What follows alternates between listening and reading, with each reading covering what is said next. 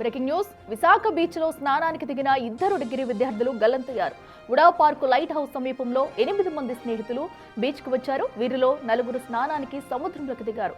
రాజమండ్రికి చెందిన ఆదిత్య, పార్వతీపురానికి చెందిన తేజస్ అనే 2 విద్యార్థులు రాకాసి అలల్లో కొట్టుకుపోయారు.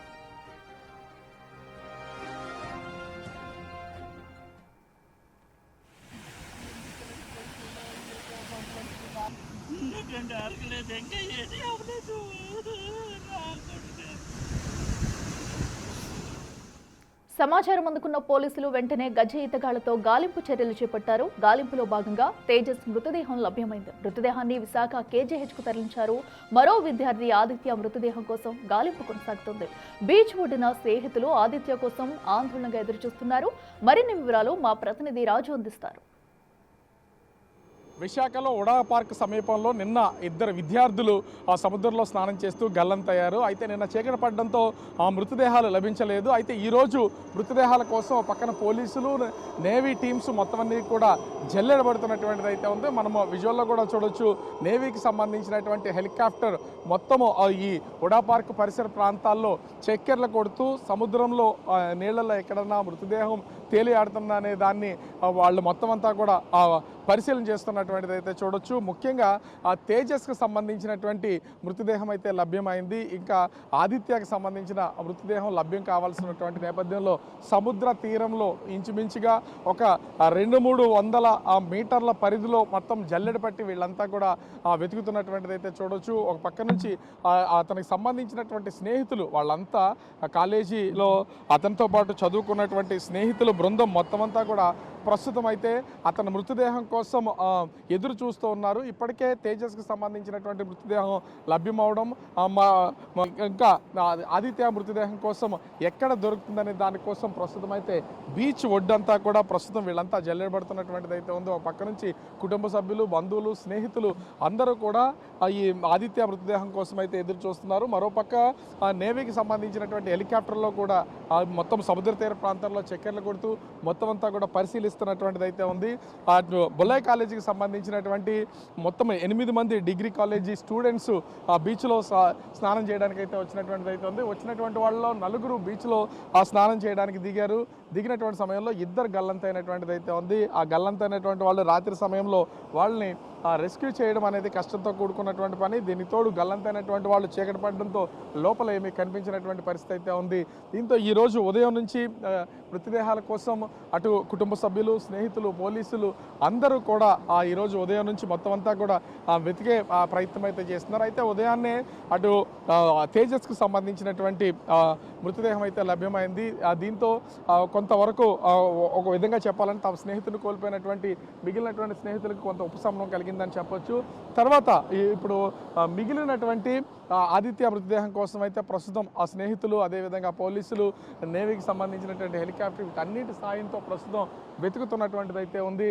ముఖ్యంగా చూస్తే దీనికి సంబంధించినటువంటి పోలీసులు కూడా ఎక్కడికక్కడ ఇదంతా కూడా పరిశీలన చేస్తూ ఉన్నారు. అయితే సముద్ర తీర ప్రాంతం అంతా ఇంచుమించుగా ఈ ప్రమాదం అంటే ఈ గల్లంతైనటువంటి ఆ ప్లేస్ నుంచి ఇంచుమించుగా ఒక 2-3 కిలోమీటర్ల పరిధి మొత్తం అంతా కూడా ప్రస్తుతం నేవీ హెలికాప్టర్ సాయంతో వీళ్ళైతే మొత్తం గాలింపు చర్యలు చేపడుతున్నటువంటిది అయితే ఉంది. దొరికినటువంటి తేజస్ మృతదేహాన్ని అటు KGHకి పోస్ట్ మార్టం నిమిత్తం అయితే తరలించారు. ఇంకా ఇప్పుడు ఆదిత్య మృతదేహం అయితే దొరకాల్సినటువంటి పరిస్థితి అయితే ఉంది. దీనికోసం ప్రస్తుతం నేవీకి సంబంధించినటువంటి హెలికాప్టర్ మొత్తం అంతా కూడా ఎక్కడికక్కడ జల్లెడబడుతున్నటువంటి పరిస్థితి అయితే ఉంది. ఎందుకంటే కుటుంబ సభ్యుల అరణ్య రోదన ఒక పక్కన, మరో పక్క చూస్తే అతని స్నేహితులు అతని మృతదేహం కోసం కనీసం చివరి చూపైన చూడడం కోసం ప్రస్తుతం స్నేహితులంతా వెయిట్ చేస్తున్నటువంటి పరిస్థితి అయితే కనిపిస్తుంది. ఇక చాలామంది ఎక్కడ అతనికి సంబంధించినటువంటి కుటుంబ సభ్యులు అంటే చనిపోయినటువంటి ఆదిత్య మీ స్నేహితుడా? తను మీతో పాటు కలిసి చదువుతున్నటువంటి వ్యక్తి ఆదిత్య మీతో పాటు కలిసి చదువుతున్నటువంటి వ్యక్తి. అసలు ఎంతమంది వచ్చారు, ఏం జరిగింది? 9 మంది వచ్చారు. 9 మంది అలా బీచ్లో ఆడుకుంటున్నాం. అలా కలిసి వెళ్ళాము అందరం 4. వాళ్ళు కొంచెం లోపలికి వెళ్దామని అలా వెళ్ళారు. ఫ్లోటింగ్ ఎక్కువ అవడంతో అలా వెళ్ళిపోయారు 2. ఎంత అంటే ఆదిత్య తర్వాత ఆ తేజస్ ఇద్దరు లోపల కోటికి వెళ్ళిపోయారు. ఆ టైంలో వెళ్తురుగానే ఉందా? వెళ్తురుగానే ఉంది. 4:30, 4:50 ఎలా అవుతుంది. ఇద్దరు చేతులు పట్టుకొని అలా వెళ్ళిపోయారు. అప్పటికే పక్కనున్న అంటే మేము అక్కడ నుంచి వచ్చి ఇన్ఫామ్ చేసాము, ఇక్కడ ఉన్న జాలర్లు వెళ్ళారు, వాళ్ళు కూడా తీసుకెళ్ళారు. దొరకలేదు అంటే లోపలికి లాగేసుకున్నా కెరటాలు వాళ్ళ ఇద్దరినే ఆ కెరటాలు వాళ్ళు అలా ఫ్లోటింగ్తో అలా బ్యాక్ సైడ్ వెళ్ళిపోయారు. వెళ్ళిపోయారు. దీని గాలింపు చర్యలు అయితే చేపడుతున్నటువంటి పరిస్థితి అయితే ఉంది. ఎందుకంటే చదువుకుంటున్నటువంటి వ్యక్తి, డిగ్రీ చదువుతున్నటువంటి వ్యక్తి, తన కుటుంబానికి ఆసరాగా ఆధారపడి ఉంటాడని చెప్తున్నటువంటి వ్యక్తి, అతను మృతదేహం చివరిసారిగా చివరి చూపు కోసం అయితే ప్రస్తుతం కుటుంబ సభ్యులైతే ఎదురు చూస్తున్నటువంటిది అయితే ఉంది. నేవీకి సంబంధించినటువంటి హెలికాప్టర్ అదేవిధంగా పోలీసులు అదేవిధంగా జాలర్స్ మొత్తం అంతా సంబంధించినటువంటి వాళ్ళంతా ప్రస్తుతం అతనికి అంటే ప్రస్తుతం ఆదిత్య మృతదేహం కోసం అయితే గాలింపు చర్యలు చేపడుతున్నారు. ఇప్పటికే తేజస్ మృతదేహం దొరికినటువంటి నేపథ్యంలో అటు కేజీహెచ్కి అయితే తరలించినటువంటి పరిస్థితి అయితే కనిపిస్తుంది.